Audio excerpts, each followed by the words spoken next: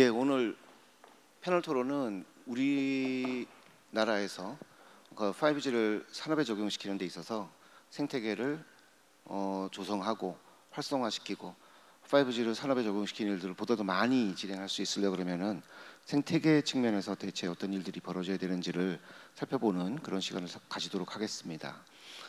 우선 이제 발표는 단말과 그다음에 시스템 측면에서 두 분이 발표를 해주셨고요. 발표자 연사자분들 이외에 지금 에릭슨 LG에서 심교원 상무님께서 참석을 해주고 계시고요. 에릭슨 LG에서 5G를 산업에 적용시키는 솔루션 그에 관련되어 있는 영업을 총괄해서 담당을 하고 계십니다. 오늘은 이제 추가로 참석해주신 분들은 기존에 이제 연사분들은 발표를 해주셨지만 추가로 참석해주신 분들은 그 발표가 없었기 때문에 특별히 한 5분 정도 가지고 계신 생태계와 관련되어 있는 의견 혹은 본인이 이제 본인의 회사가 어떤 역할을 하고 계신지 이런 부분에 대해서 조금씩 얘기를 들어보도록 하겠습니다. 그래서 우선 에릭슨 LG의 심교원 상무님께서 5분 정도 드릴 테니까 말씀 부탁드립니다. 네, 반갑습니다. 저는 에릭슨 LG의 심교원 상무라고 합니다. 잘 아시겠지만 에릭슨은 통신사들 대상으로 전국망 서비스를 하기 위한 LTE 5G 장비들을 공급하는 일을 주업으로 거의 유일한 사업으로 했었는데 2년 전부터 이게 특화망 주파수가 생기면서 이음 5G라는 산업이 좀 만들어지면서 저와 저희 팀은 이음 5G 사업만 전담을 하고 있었어요. 그래서 그러다 보니까 회사 안에서 저희 팀을 제외한 모든 사람들이 통신사 대상으로 이런 사업들을 하고 있어서 회사 안에서 이렇게 섬처럼 이렇게 일하고 있었는데 오늘 이렇게 와보니까 동종업계에 계신 분들과 같이 자리를 할 수 있어서 소속감 느껴지고 굉장히 기분이 좋은 것 같습니다. 저희 2년 정도 이 특화망 이음 5G 사업을 해왔었는데요.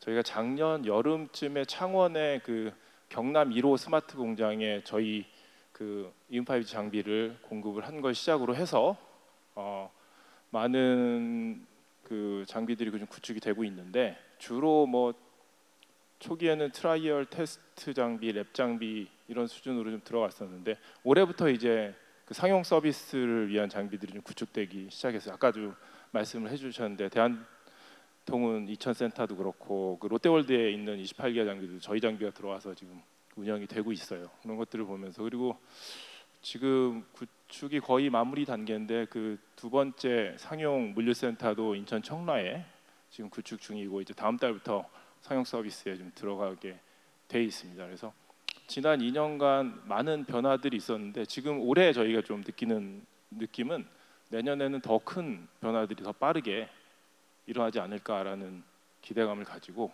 희망차게 내년을 준비하고 있습니다. 감사합니다. 예, 긍정적인 말씀해 주셔서 감사합니다. 그리고 이제 또 한 분 저희 패널리스트로 초대를 한 분인 광민곤 교수님이 되시겠고요. SK에서의 전무 활동, 그 다음에 여러 가지 이제 솔루션들을 개발하는 기업들의 경험을 이동통신에 대한 경험을 가지고 계시면서 최근에는 학교를 옮기셔서 인공지능에 대한 부분을 굉장히 많이 연구를 하고 계십니다. 그래서 이동통신 그리고 이동통신을 산업에 적용시키는 부분 그리고 그 과정에서의 인공지능과의 결합 이런 부분들에 대해서 굉장히 흥미로운 토픽들에 대해서 의견을 주실 수 있을 것 같아요. 마찬가지로 오늘 발표를 안 하셨기 때문에 한 5분 정도 자유 발언을 하실 수 있는 기회를 드리도록 하겠습니다. 네, 반갑습니다. 서강대 근무하고 있는 곽민곤입니다. 참고로 말씀하셨는데 저 경력을 좀 여쭤보면은 저는 1세대 교환기 사업에서 4세대 LTE까지 산업의 현장에서 망장비 개발을 하는데 세월을 다 보냈습니다. 그만큼 통신산업에 대한 애정이 큽니다. 그래서 그렇게 보내다가 제가 얼마 전까지 한양대학교에 있었는데 거기에서는 흔히 말하는 스마트 산업화에 대한 우리 기술의 실현 예를 들어서 IoT라든지 데이터 수집에 대한 마이닝을 어떻게 할 것인가에 대해서 5G의 어떤 발전과 더불어 하드웨어 인프라 입장에서 조명을 하다가 보니까 소위 말해서 좀 소프트웨어 입장에서 바라볼 필요가 있다. 생각이 들었습니다. 뭐 아시다시피 그죠? 우리는 이제 4차 산업혁명의 DNA를 갖다가 데이터 네트워크 AI라고 합니다. 핵심 DNA는 공통분모고 핵심입니다. 그죠? 저는 이제 모바일 네트워크에 대해서는 어느 정도의 어떤 경험을 축적을 해서 좀 종합적인 미래의 어떤 디지털 시대에 하는 어떤 그 휴먼 리소스로서의 어떤 지식을 종합적으로 갖추기 위해서 저한테 데이터와 AI가 좀 지식이 필요하고 해야 내가 좀 실체적인 입장에서 접근할 수 있겠다 해서 지금은 이제 서강대에서 AI를 연구 개발하면서 많은 것을 보고 있습니다. 조금 더 붙여 지금 이제 우리 5G 특화망이 앞으로 진척되어지기 위해서 지금 AI를 그동안 해오면서 느낀 견해를 약간 소개하자면은 아무튼 아까도 얘기했지만 미래는 그죠? 디지털 산업은 어쨌간에 아까 DNA의 근본이 되고 그 근본을 통해서 모든 산업의 어떤 특정 분야가 아니라 우리 어떤 뭐 B2B, B2C 이제 전반에 확산되고 그것이 어떤 기본이 될 것입니다. 그래서 결론은 거기에 이제 소위 말해서 스마트한 어떤 사람의 하드웨어 인프라라면은 그죠? 5G 앞으로 6G가 나아갈 것이고 그 위에 뭡니까? 소프트웨어 인프라라면은 그죠? AI 기반의 플랫폼이 되어서 그 위에 각종 생활에 필요한 앱들이 유기적으로 동작이 될 때 소위 말해서 스마트 산업이 실현될 것이고 우리는 그 지금 첫 단계에서 스마트 산업의 첫 단계에서 여러 가지 이제 가야 될 길이기 때문에 시행착오를 경험하면서 지금 투자도 하고 실패도 하고 그죠? 거기에 따라서 개선도 하고 하는 과정의 어떻게 보면 이제 시작 단계에 불과합니다. 어떻게 보면은 그래서 5G 특화망, 미래에 있던 스마트한 망 그리고 AI 정말 이 가야만 되고 갈 수밖에 없고 그 선을 넘어야 되고 넘어야만이 또 진정한 우리가 퍼스트 무브로서의 있던 자긍심을 가질 수 있는 길이기 때문에 아무쪼록 이 시점에서 많은 어려움과 시행착오가 있지만 슬기롭게 사랑연이 잘 일체가 되어서 넘어가서 정말 진정한 우리가 있던 선진국으로서의 퍼스트 무브로서의 자긍심을 갖출 수 있는 시대가 오기를 바랍니다. 감사합니다. 예, 말씀 감사합니다. 우선 이제 본격적으로 패널 디스커션을 시작을 하려고 하는데요. 우선 유캐스트의 김재영 대표님께 질문을 드리도록 하겠습니다. 오늘 발표에서 굉장히 인상적인 부분들이 스몰셀 그동안에 이제 스몰셀을 개발하고 있는 국내 기업들의 활성화를 위해서 굉장히 많은 노력을 해왔었는데 해외에서 이렇게 독창적이고 그리고 그 국민들의 생활에 굉장히 도움이 되는 5G를 산업에 적용시키는 사례들을 개발해 오신 부분들에 대한 소개를 보고 굉장히 인상 깊게 보았습니다. 이런 과정에서 유캐스트 장비의 어떤 역할, 어떤 장점들 이런 것들이 적용되었기 때문에 해외 시장을 개척할 수 있었는지 요거에 대한 부분을 좀 설명을 해주시고요. 그리고 국내에서도 지금 그 5G를 산업에 적용시키는 B2B에 대한 활성화를 위해서 굉장히 많은 노력을 하고 있거든요. 특히 그 5G 특화망을 포함해서 그래서 국내에서의 유캐스트가 생각하고 계시는 사업 방향 어떤 역할을 해주실 것인지 그리고 그 과정에서 혹시 어려움이 있었다 그러면 그런 부분들도 좀 공유를 부탁드립니다.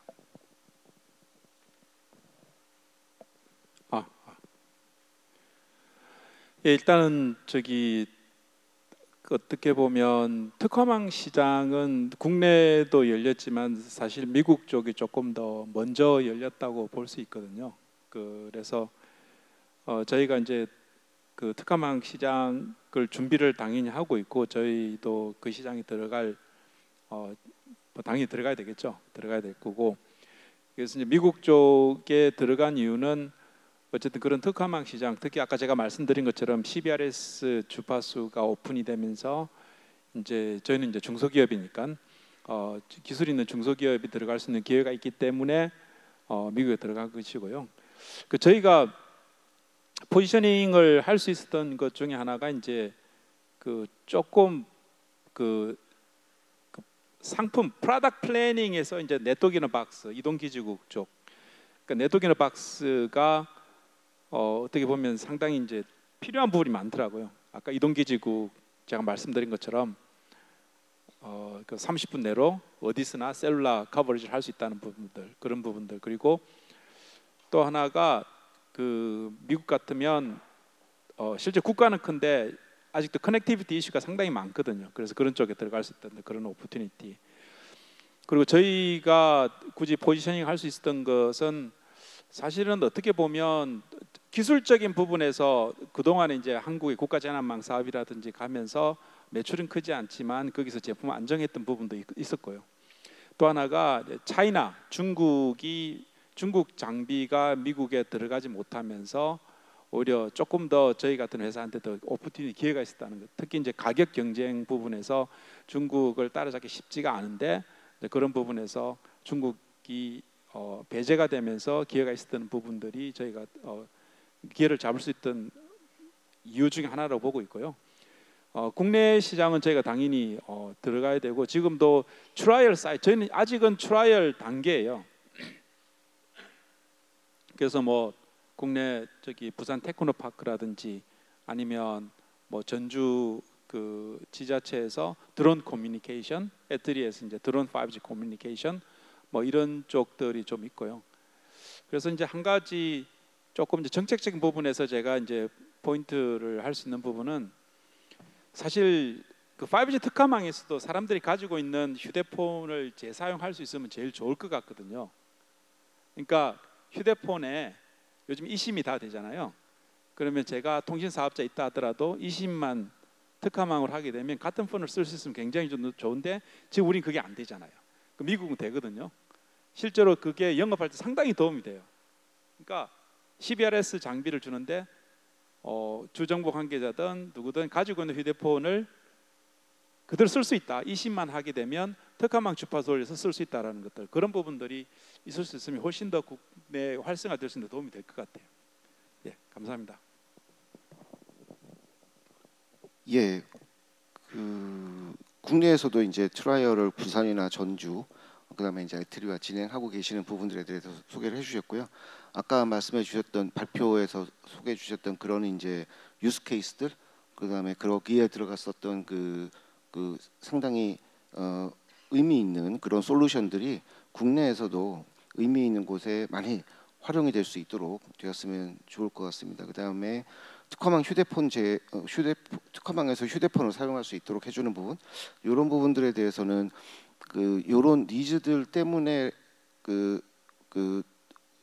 eSIM에 대한 부분도 국내에서 최근에 허용이 되었고 사업이 진행이 되고 있는 걸로 알고 있어서 이런 부분들에 대해서도 이제 저희 생태계 전략위원회에서 지속적으로 모니터링하고 활용이 될 수 있도록 노력을 하도록 하겠습니다. 그리고 이제 오늘 발표를 해주셨던 올레디오의 이주연 대표님께는 지금 5G를 산업에 적용시키는 쪽에 관련해 가지고 항상 얘기를 하다 보면 단말이 문제가 되고 있다라는 얘기를 많이 들어요. 그래서 5G를 산업에 적용시키는 쪽으로 고객을 거의 설득을 했는데 알고 봤더니 단말이 없어가지고 더 이상 사업을 못하겠다 이런 얘기들을 굉장히 많이 해주시고 있고 거기에 대해서도 이제 여러 가지 문제점들을 지금 생태계 전략위원회 차원에서는 듣고 있습니다. 그런 중에 하나로 오늘 이제 시험 인증 체계를 통해서 산업에 계시는 고객분들이 KT나 SKT, LGU 플러스의 기지국이나 단말을 구매하실 때처럼 산업에 계시는 고객들이 단말을 구매를 하실 때에도 기능과 성능에 대해서 시험된 결과를 보고 구매를 할 수 있는 이런 체제에 대해서 말씀을 해주셨어요. 그러면서 이제 5G를 산업에 적용시킬 때 단말의 그 다양성, 굉장히 다양한 종류의 단말들이 다품종 소량 생산으로 생산이 되어야 되는 그런 이제 측면 때문에 단말 업체에서도 굉장히 어렵다고 얘기는 듣고 있는데요.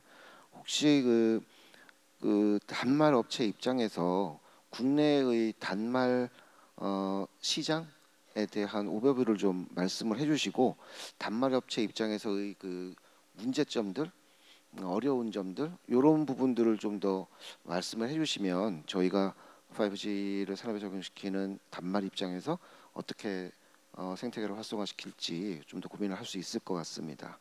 말씀을 부탁드리겠습니다.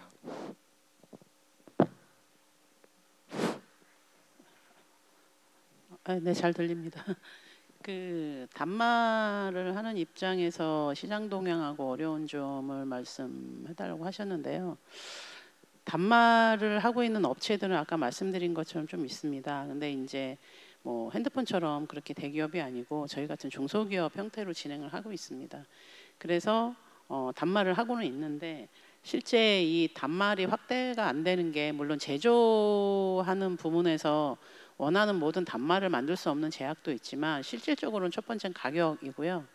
두 번째는 인증 비용입니다. 아까 말한 시험 체계를 위한 기능에 대한 부분이 아니고 국가에서 진행하고 있는 KC 인증이나 이런 부분들에 대해서 이 주파수 대역대로 인증을 해야 되기 때문에 어려움이 있습니다. 그래서 앞으로 들어가 시장 동향을 말씀드리면 실제 그 단말들이 만드는데 그거를 사줘야, 그러니까 판매하는 사람 입장에서는 이 5G 단말들이 너무 고가예요.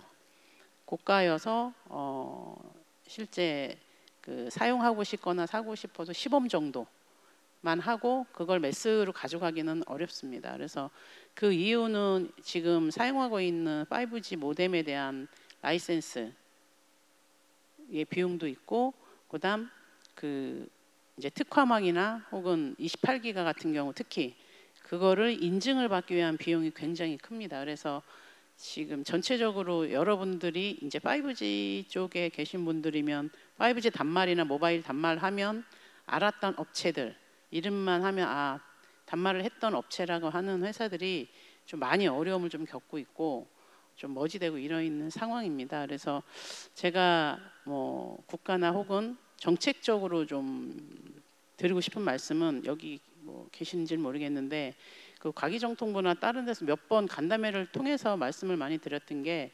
인증에 대한 부분이 인증비 혹은 인증을 하기 위한 장비, 시험을 하기 위한 장비나 이런 부분들이 무선이 굉장히 어렵고 비용이 많이 나가서 그런 부분들을 지원을 좀 업체들을 통해서 업체들에 해준다면 조금 더 활성화되지 않을까라는 생각이 들고요. 그리고 5G나 프라이빗 5G를 그 국가 차원에서 활성화돼야 된다고 하면 그 부분을 확대할 수 있도록 산업을 좀 확대를 해줘야 되는데 그 부분들이 뭐 예산이 줄었다고 하는 부분들도 있고 사실은 이 프라이빗 5G 같은 경우는 어떤 단독으로 서비스를 그거를 설계를 해서 그 비용을 댈 수 있는 데는 사실은 업체도 많지는 않습니다. 대기업이어도 몇 군데 안 되고 그걸 이용해서 이제 구축을 하려고 할 때는 올해도 그랬고 작년에도 그랬고 국가에서 지원해주는 형태로 해야 되는데 그런 부분들이 축소되면서 내년에는 아마 시장이 좀 더 축소되지 않을까라는 좀 걱정이 많이 되고요. 그래서 국가기관이나 국가에서 확대를 해야겠다라는 정책을 가지고 좀 진행을 해줬으면 하는 그런 부분이 있습니다. 그리고 두 번째 말씀하신 그 이 단말이 아까 앞서 제가 발표 드린 것처럼 인터페이스가 너무 많아요. 인터페이스가 너무 많아서 그거를 다 만들기는 어렵기 때문에 실질적으로 산업용 단말을 만드는 그 이제 세그먼트라 그러면 그렇지만 그런 전략적으로 단말 만드는 업체가 실제 인터페이스 각별로 그러니까 산업군별로 만드는 부분들을 좀 확대해야 되지 않을까 생각이 들고요. 아무리 단말을 다 만든다 그래도 그 모든 인터페이스를 각각 제공을 하거나 혹은 합치거나 이렇게 할 수가 없기 때문에 그런 부분들이 좀 확대돼야 될 거라고 보고 있고 저희도 단말을 가지고 그 프라이빗 5G 혹은 상용용 단말로 모바일 단말을 하고는 있지만 실제 그 매스로 나가는 경우는 많지는 않습니다. 많지는 않고 매스로 나가는 경우는 그냥 상용망 아직까지는 그런 부분이 있기 때문에 지금은 국가 정책적으로 그 부분을 확대하는 사업이나 이런 부분들을 해준다면 같이 단말도 같이 확대되지 않을까라는 생각이 들고 있습니다. 이상입니다. 예, 좋은 의견 감사드립니다. 사실 이제 어디를 가나 그 5G를 산업에 적용시키려고 봤더니 단말이 없더라 이런 얘기는 지금 나온 지가 한 1, 2년 돼 가는 것 같은데 제가 이제 여기저기 돌아다니면서 단말 업체들의 현황을 봤을 때 방금 말씀해 주셨던 것처럼 단말을 개발해놓고 인증 비용이 너무 비싸서 출시를 하기 어려운 그런 이제 업체들도 볼 수가 있었고, 말씀해 주셨던 것처럼 산업에서 필요로 하고 있는 단말을 모두 다 수용하는 인터페이스를 모두 다 수용할 수 있는, 그러니까 USB부터 시작해서 이제 모든 이더넷 인터페이스, 뭐 무선 와이파이, 뭐 산업에서 사용되는 모든 인터페이스들을 다 적용해가지고 단말을 한번 만들어 보자 그랬더니 A4 용지 크기의 단말이 나오는 정도로 그 산업에서 사용되고 있는 인터페이스도 다양성이 굉장히 많아요. 그런데 그런 인터페이스들을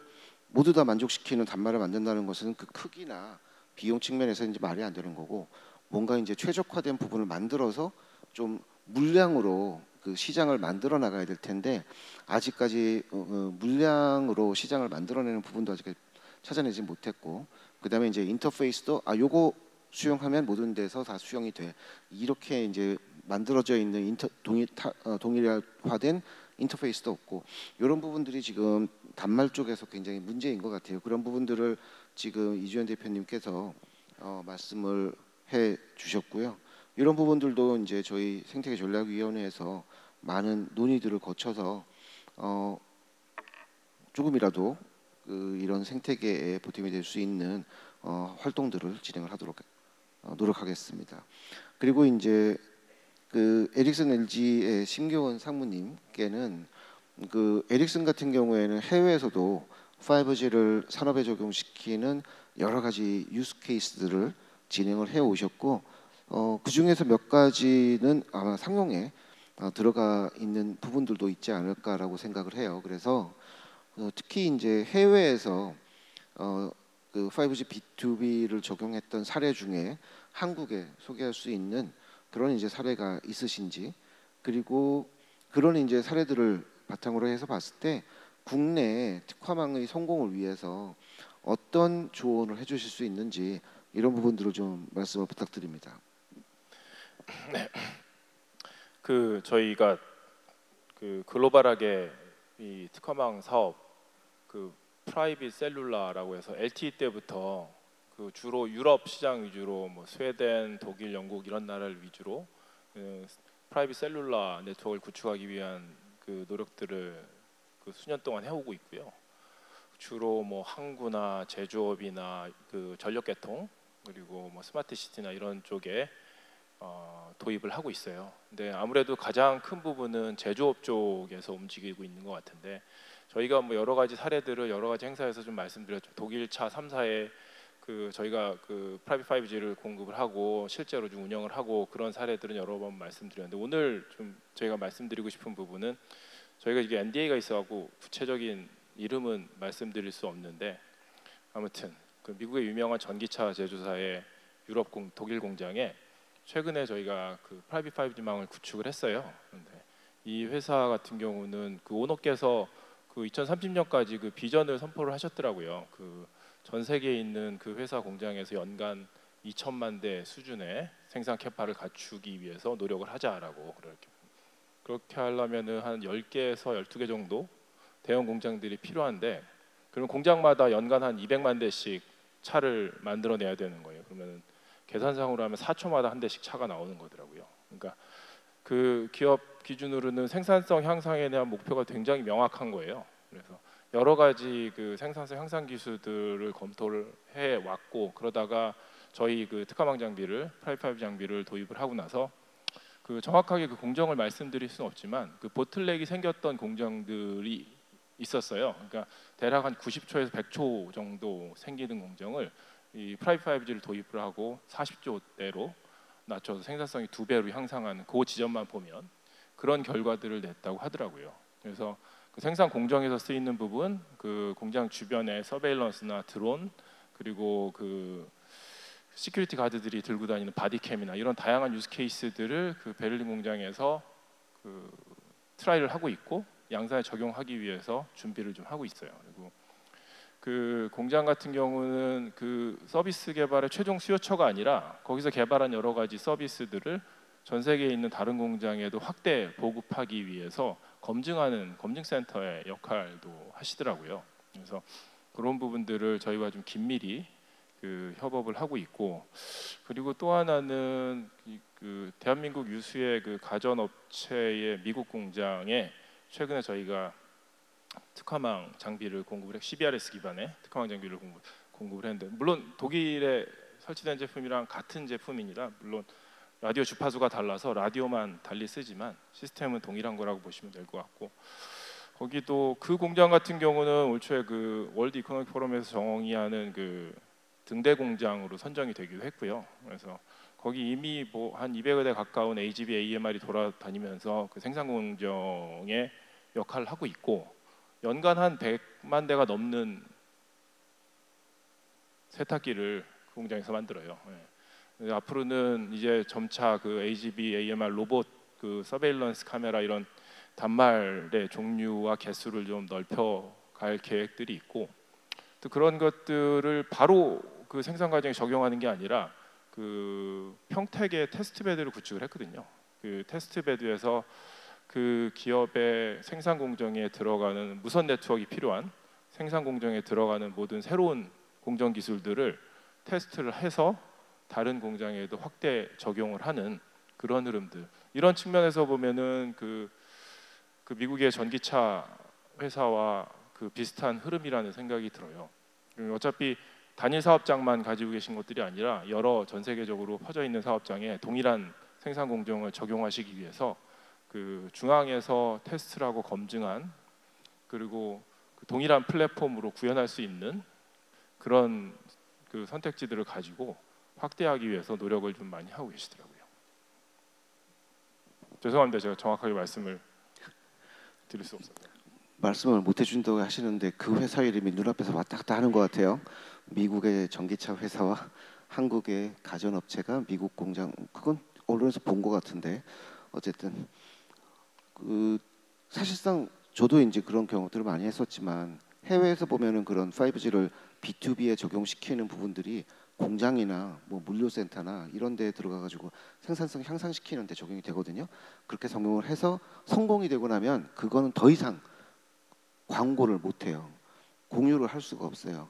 그건 그 회사의 비밀이기 때문에. 그래서 성공 사례들이 이렇게 퍼지는 데는 좀 어려움이 있는 것 같아요. 근데 해외에서의 성공 사례들은 지금 그 알게 모르게 이렇게 오늘도 알게 모르게 얘기를 해주셨지만 이런 내용들이 이제 계속 퍼지는 것 같은데, 국내에서도 이런 그 성공 사례들이 많이 확보가 되고 좀 더 널리 퍼졌으면 좋겠고요. 그런 측면에서 이천에다가 물류센터 요번에 하신다고 하시는데, 그 내용을 좀 더 말씀해 주실까요? 그러면? 예, 저희가 그 4월달에 대한통운 이천 물류센터에 그 특화망 장비, 뭐 독일, 미국에 있는 장비랑 동일한 장비를 이천 센터에 구축을 했는데, 그때 그 특화망 도입 전에 대한통운에서 한 20여 가지 통신 기술을 검토를 하셨다고 그러더라고요. 뭐 특화망의 경쟁사를 포함해서 와이파이 물론 비교를 하시고, 그런데 그 직접적으로 비교를 했었던 부분들이, 물류 창고가 보면은 층고가 한 8, 9m 정도 돼요. 이게 여러 층수로 돼 있는데 그 안에 철제 구조물들이 막 돌아다니고 여러 가지 간섭 환경들이 되게 많이 있어서, 그런 환경에서 전체 커버리지를 만들기 위해서 와이파이를 구축을 하면 계산을 해봤더니 액세스 포인트가 한 200개에서 300개 정도가 깔려야 된다고 그러시더라고요. 그러려면은 액세스 포인트뿐만 아니라 거기에 들어가기 위한 이더넷 케이블 연장선까지 하면은 그 케이블 무게만 해도 상당한 규모라고 그러더라고요. 그리고 만약에 그 200~300개 되는 노드에서 이슈가 생겼을 때 그 물류센터는 24시간 돌아가거든요. 중간에 인터럽트하고 사다리 차를 올리기가 굉장히 어렵다고 그러더라고요. 그래서 관리 비용까지 다 포함하면, 참고로 저희는 그 한 200~300개의 와이파이 커버리지가 필요한 공간에 저희 라디오가 22개 들어갔거든요. 근데 그 22개도 100메가 밴드위스를 50으로 나눠서 리더너시로 들어가기 때문에 실제로 운영되는 거는 11개로 그 커버리지를 다 커버했어요. 그러니까 들어가는 노드의 수가 거의 10분의 1, 20분의 1 수준으로 줄어들면서, 그리고 이건 좀 예민한 얘기긴 한데 그 고객이 직접 말씀을 하셨으니까, 이 와이파이와 그 초기 투자 비용을 계산을 해봤을 때 그 저희가 제안했었던 그 특화망 솔루션이 가격 측면에서도 경쟁력이 더 있었다고 말씀을 하시더라고요. 그리고 아까 그 생산성 측면에서도 말씀하셨는데, 그 물류 창고에는 이게 물건들이 들어오면 다 바코드로 스캐닝을 한다고 그러더라고요. 근데 기존에 와이파이를 통해서 스캐닝을 하실 때는 스캐닝을 하고 이 액놀리지가 될 때까지 한 2, 3초 정도 걸렸다고 그러더라고요. 근데 물건이 하나 들어오면 스캐닝을 한 번 하는 게 아니라 여러 번을 해서 넘겨야 된다고 그러더라고요. 그러니까 한 번 할 때마다 2초씩, 3초씩 기다리던 것들이 저희 특화망 도입하고 나서 1초도 안 되게 즉각적으로 그 에크가 오니까 그 부분만 개선해도 생산성이 한 20% 정도 개선됐다라고 말씀을 하시더라고요. 그리고 그 외에 그 특화망 위에다가 앞으로 AGV나 뭐 서베일런스나 여러 가지 그 장기적으로는 그 물류센터 안에 들어오는 트럭들의 도킹 시스템까지 자동으로 자율운행으로 구현하는 것까지 고민을 하시더라고요. 그런 미래 서비스들이 하나의 네트워크로 다 구현이 될 수 있는 상황이어서 굉장히 그 좋게 말씀을 해주시더라고요. 저희가 이 내용은 그 공개적으로 그 리포트를 준비를 하고 있거든요. 이제 조만간 공개가 될 내용이어서 여러분께 처음으로 좀 말씀드린 것 같아요. 아 근데 거기 그 센터장님도 저희 행사에 오셔가지고 그 얘기 해주셨던 것 같은데. 예. 지금 시간이 거의 다 돼서 이제 마지막으로 그 광민곤 교수님께 지금 인공지능에 대한 부분을 어떤 연구를 하시면서 인공지능과 그 5G를 적용시키는 그런 이제 유스 케이스들도 좀 더 많아질 것 같고, 그 다음에 인공지능 AI를 지원하기 위한 국가에서의 전략적인 방향도 많이 있어요. 그런 부분들과 5G를 활성화시키기 위한 전략적인 방향들, 요 사이에 어떤 시너지를 도모할 수 있는 방법들, 이런 데에 있어서 뭔가 희안이 있으시면 말씀을 좀 부탁드리겠습니다.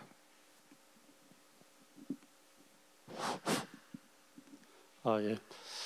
아까도 얘기했지만은 제가 그동안 저기 뭐야 그 5G 입장에서 그 저기 우리 산업 진흥을 갖다가 고찰하다가 이제는 지금 AI 입장에서 어떻게 하면은 그 5G 특화망을 활용해서 산업 진흥을 시킬 수 있는 그 관점에서 한번 살펴보겠습니다. 하기 전에 뭐 좋은 뉴스 케이스라면 일단 뭐 AI에 대해서 간단한 좀 언급을 한번 해보겠습니다. 그죠?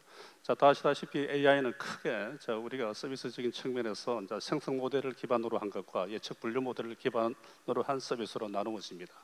뭐 1차적으로 예측 분류 모델이 먼저 저기 연구가 진행이 됐는데, 그거는 소위 말하는 뭐 CNN과 RNN 기술을 갖다가 이용해서 우리 일반에 이제 도처에 있는 사물의 문자, 뭐 이미지, 사진, 이런 영화, 이런 제작을 갖다가 분류 예측하는 것입니다.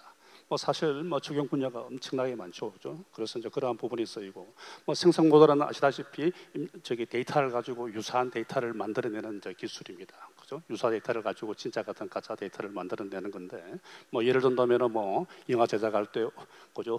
힘든 어떤 그런 실질적인 어떤 그 사진을 갖다 재현한다든지, 그리고 뭐 만화에 그죠? 그리기 힘든 걸 갖다가 또 재현한다든지, 그 요즘 챗 GPT 가지고 그죠? 질문을 하면은 그 아주 현답을 갖다가 제출해주는 답을 만들어낸다든지, 이러한 것들이 전부 다 이제 하나의 말하는 이제 데이터 생성 모델이고, 지금 이제 그러한 것은 뭐 친구 대행 서비스라든지 그죠? 산업의 뭐 교육 시스템에 답을 주는데 뭐 엄청나게 활용되어지는 것은 우리가 이제 이미 알고 있습니다. 자, 그러면 지금까지 나와 있는 그 기술들 중에서는 실현 가능한 것들이 있고 앞으로도 계속 발전되어야 되는 부분들이 있는데, 자, 이것을 그러면은 5G와 결합해서 특화망과 결합해서 나아가기 위해서는 뭔가 특성에 뚜렷한 구분이 있어야 될 것입니다. 아시다시피 5G라 그러면 뭡니까? 이동성과 고속의 어떤 그 모빌리티, 실시간 처리가 가능하게 하는 거죠. 사람한테 어떤 자율성을 부여하는 그러한 특성입니다. 아까 AI는 아까 내가 말한 것을 하나의 우리가 인텔리전스, 지능화라는 개념으로 우리가 특성을 매깁니다. 그러면 이제 소위 말해서 그 두 개의 결합 서비스는 분명히 모빌리티와 그죠? 인텔리전스에 결합된 뭔가의 서비스를 창출을 할 때 하나의 어떤 서비스로서 유스 케이스로서 가치를 이제 인정받을 수가 있을 거라고 봅니다. 그럼 그 두 개를 결합한 서비스는 우리 주변에 뭐 무수히 많죠. 예를 들어서 어떤 것은 이제 기존에 있는 걸 대체해야 되는 것도 있고, 그죠? 앞으로 이제 신규 미래 디지털 산업에서 우리가 창의적으로 만들어내야 되는 부분들도 있는데, 뭐 지금까지 많은 실증 사업을 해왔지만은 그러한 부분 범주에서 다 해서 지금 이제 진행을 이제 하고 있다 보고요. 뭐 예를 든다면은 뭐 공공적인 차원에서 뭐 산불 예방 시스템이라든지 그죠? 뭐 실시간 처리, 또 산업 보안이 있어서 뭐 이상 징후를 포착해서 기존에 뭐 사람이 하기 힘든 이러한 부분들을 활용한다든지. 뭐 그리고 이제 저기 생성 모델로 가면은 챗GPT를 갖다가 산업에 적용시킬 때 그죠?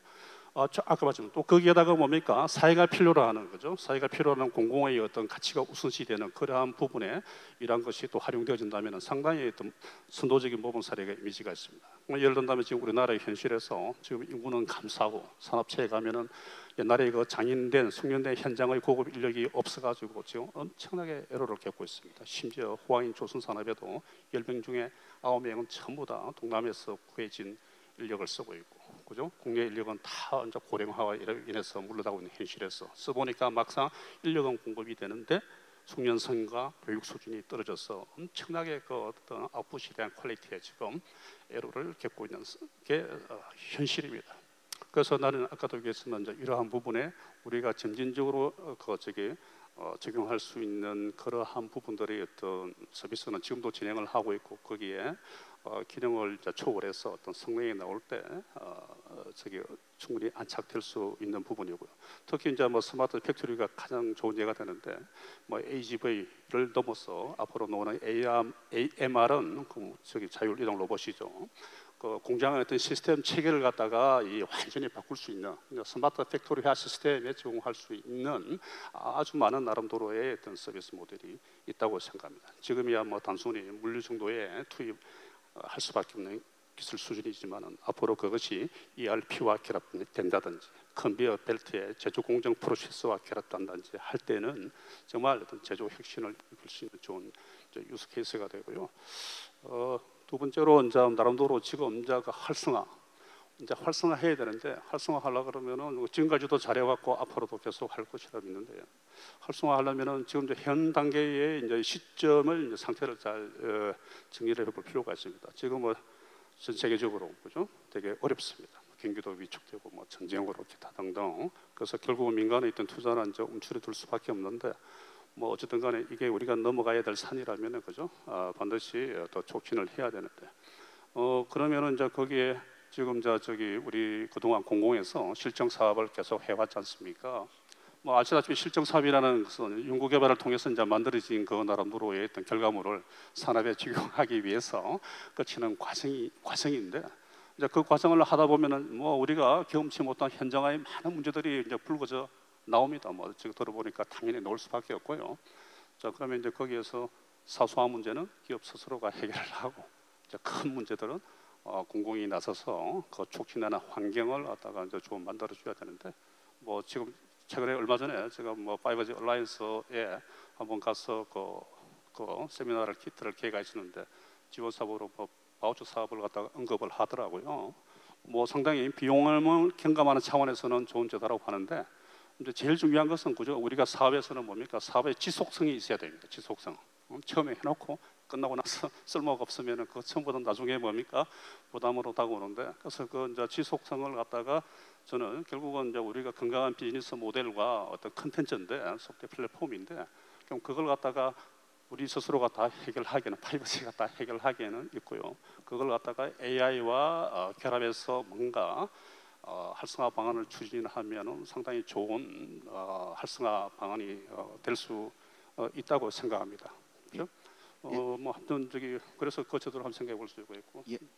네, 좋은 의견 감사드립니다. 오늘 너무 네 분께서 좋은 의견들을 많이 주셔가지고 좀 더 시간이 많이 할애될 수 있으면 좋겠다는 생각이 드는데 저희가 벌써 그 쉬는 시간을 다 잡아먹고 지금 끝내게 되었어요. 그래서 오늘 단말 시스템 그리고 그 해외에서의 사례들 그다음에 특히 5G를 산업 현장에서 성공적으로 적용했었던 유스 케이스들을 공유를 해주셔서 감사드리고요.